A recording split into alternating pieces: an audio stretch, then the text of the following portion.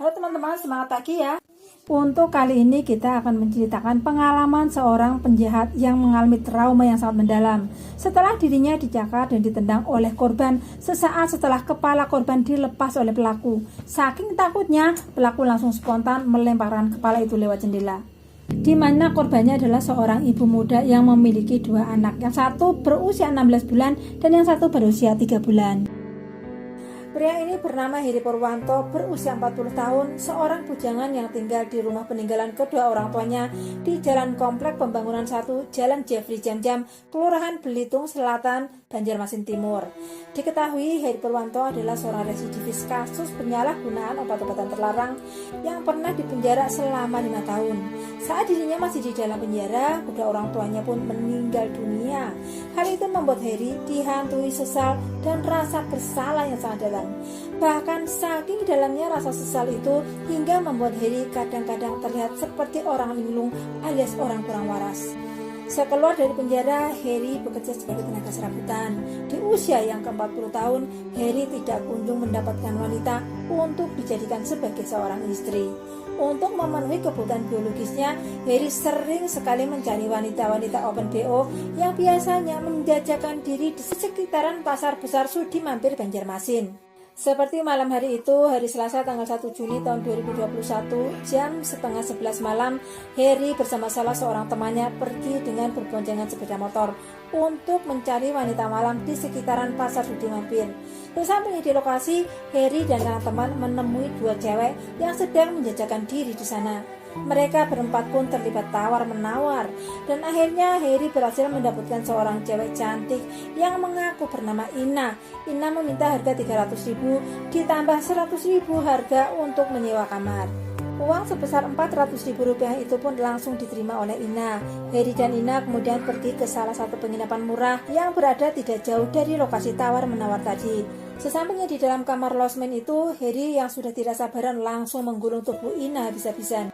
Heri yang tadi sore sudah minum STMJ berharap bisa menikmati hidangan yang sudah dibelinya dengan cukup lama.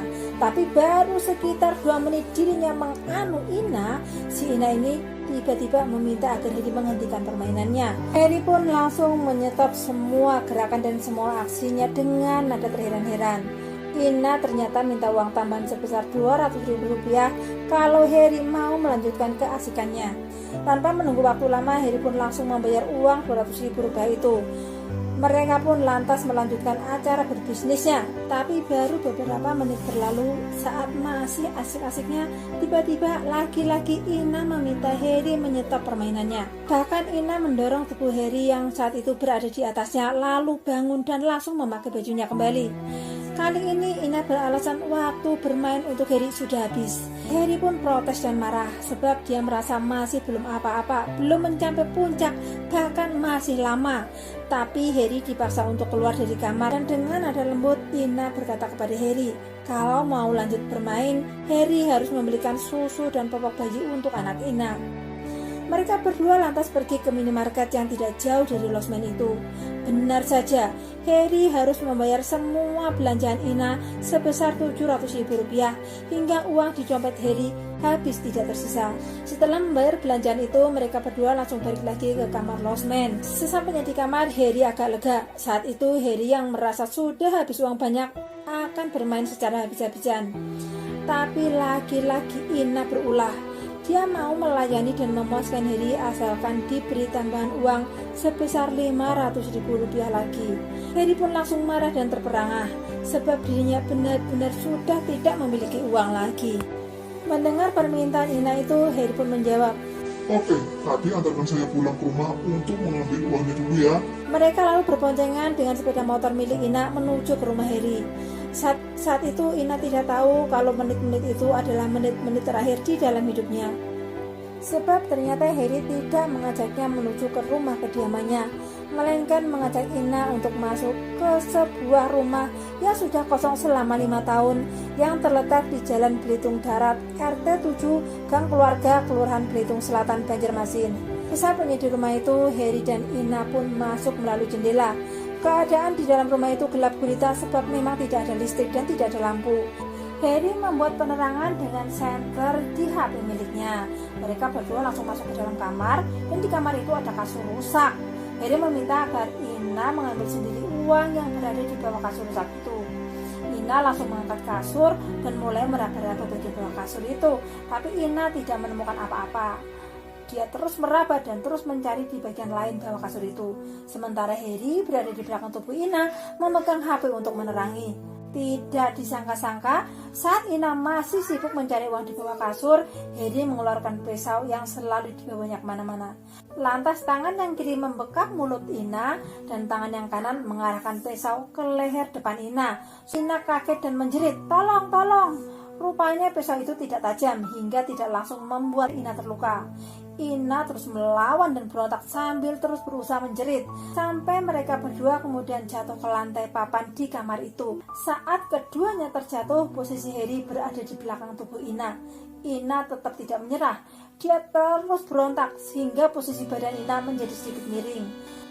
Di detik-detik ini, Ina masih sanggup mengeluarkan suara terakhirnya, "Tolong sayang, tolong, sakit." Tapi pada akhirnya Ina kalah secara tenaga. Setelah 3 menit bergulat, Harry benar-benar berhasil memisahkan leher dan kepala Ina. Kepala Ina menggelinding begitu saja di samping tubuh mereka. Hal horor pun terjadi. Kaki Ina terus menendang-nendang dan tangan Ina terus berupaya mencakar serta memukul ke depan. Dan badan Ina terus menggeliat-geliat bergerak selama beberapa detik. Kemudian reaksi tubuh itu pun semakin melemah dan akhirnya berhenti. Melihat hal itu, Harry merasa sangat ngeri dan sangat ketakutan. Dengan tertatih-tatih, Harry mengangkat tubuh dan kepala Ina dan meletakkan di dalam kamar mandi di dalam kamar itu. Lalu Harry mengangkat kepala Ina untuk dilemparkan keluar rumah melalui jendela. Saat itu Harry berpikir keras untuk menghilangkan jejak atas kelakuannya itu.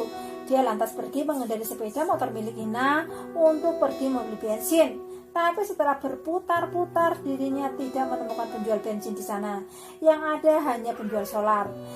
Harry lantas membeli solar sebanyak 5 liter dan langsung membawanya kembali ke dalam rumah kosong itu. Sampainya di sana, Harry langsung melucuti baju dari tubuh Ina, membungkus Ina dengan kain korden dan menyeretnya keluar dari rumah kosong.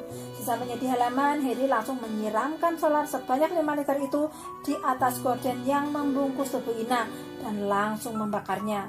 Sebetulnya Harry sempat mencari kepala yang tadi dia lempar, tapi dia tidak berhasil menemukannya. Setelah api berkobar mulai membesar, Harry langsung pergi meninggalkan rumah kosong itu dengan membawa sepeda motor dan dompet milik Ina. Tujuan Harry Purwanto hanya satu, melarikan diri sejauh-jauhnya keluar kota Banjarmasin. Lalu pagi harinya sekitar jam 5.30, seorang pemuda bernama Indra Kurniawan yang berusia 18 tahun melihat api berkobar-kobar di halaman rumah kosong. Jarak antara rumah Indra dengan rumah kosong itu berdekatan. Indra yang mengira telah terjadi kebakaran di rumah kosong itu pun langsung mendekat. Saat sudah dekat, Indra melihat ada sesosok tubuh. Sekaligus saat itu tercium bau solar yang sangat menyengat. Indra bersama warga lainnya langsung berupaya untuk memadamkan api. Kepala korban ditemukan oleh warga di bawah kolong rumah kosong itu sejauh 10 meter dari posisi badannya. Makin siang, makin lama, makin banyak warga yang datang. Banyak yang memfoto-foto.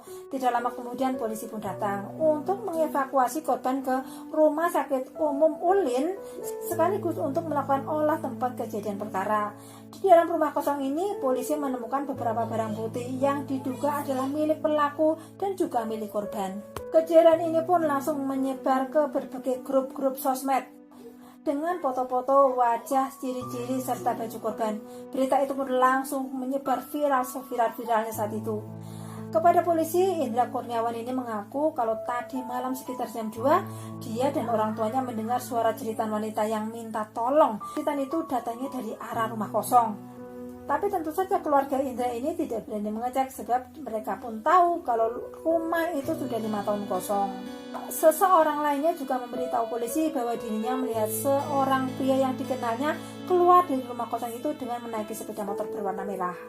Atas temuan barang-barang di dalam rumah itu serta dari keterangan saksi-saksi, polisi langsung mendatangi kediaman Harry. Tapi Harry tidak berada di rumah. Di lain pihak, seorang pria yang bernama Yogi Pratama berumur 23 tahun mendatangi Rumah Sakit Ulin Banjarmasin untuk melihat wanita yang menjadi korban di pagi itu. Sebab Yogi mengaku kalau istrinya yang bernama Rahma berusia 33 tahun menghilang sejak tadi malam hingga saat ini sang istri belum kembali.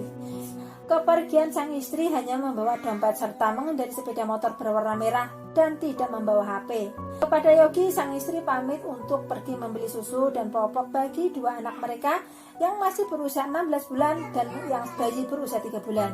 Dan jam 8 tadi pagi, Yogi melihat di sosial media miliknya foto seorang wanita yang baju dan wajahnya sangat mirip dengan istrinya.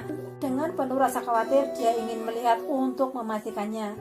Tangis Yogi tidak bisa dibendung lagi saat melihat bahwa korban benar-benar adalah Rahma, sang istri tercintanya.